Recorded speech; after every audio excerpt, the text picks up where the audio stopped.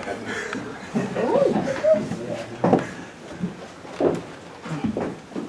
Sit behind your head.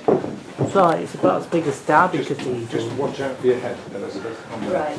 belt Yes. loads. This is a carillon at Leek Church and mechanism. Behind your head through there.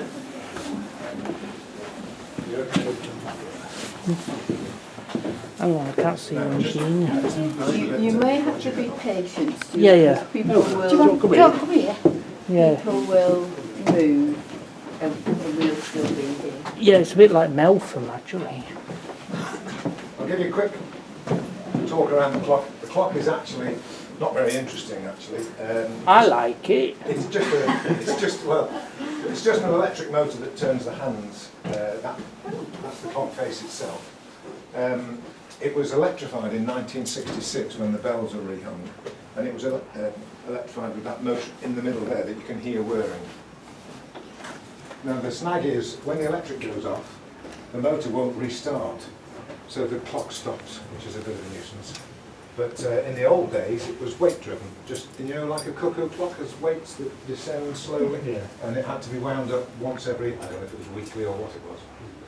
But when it was electrified, obviously that doesn't have to happen.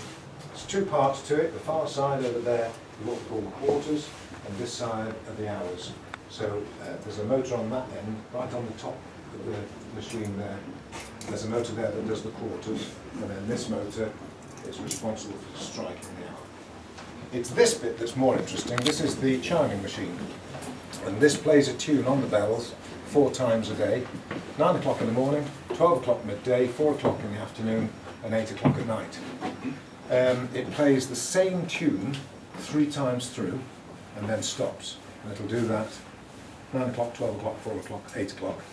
After the last go, it will then shift to a different tune. And it does that because underneath those arms there you can see is a big barrel.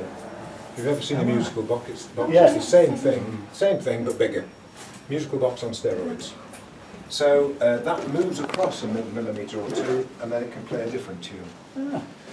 Do you find that it seems to have favourite tunes? It certainly plays some tunes better than others, but given that it was made in 1874, some of the pins have just gone out of alignment a bit, and so when you're listening to it, it won't sound perfect. But when I'm 150, I shall hope that I sound as good as that still sounds. Okay, so I'm going to set it off.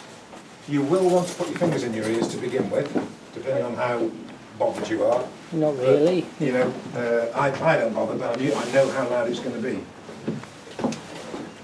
Which one will it be? I don't know, to be honest. Don't know. Because you can make it play 4 times if you want. There's a button you can press it 4 times. So it rings 4 verses. Yeah, I can sort that out. That's how I like to have it done. You know. Okay, so I'm not signed up it, no. I'm going to set it to its first tune, which really ought to be Sunday morning, isn't it? Okay.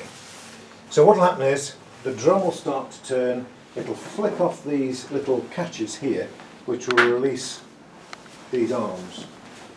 There are 10 bells upstairs, but there are 20 arms. 20 arms? Because sometimes it wants to play the same note in succession, and the machine hasn't got time to reset that arm before it wants the next note. So there are 2 arms for the first bell, 2 arms for the next bell, and so on and so on and so on. That's why there are loads of arms. It's a bit noisy, so if I were you, I'd put your fingers in your ears. Gonna go in.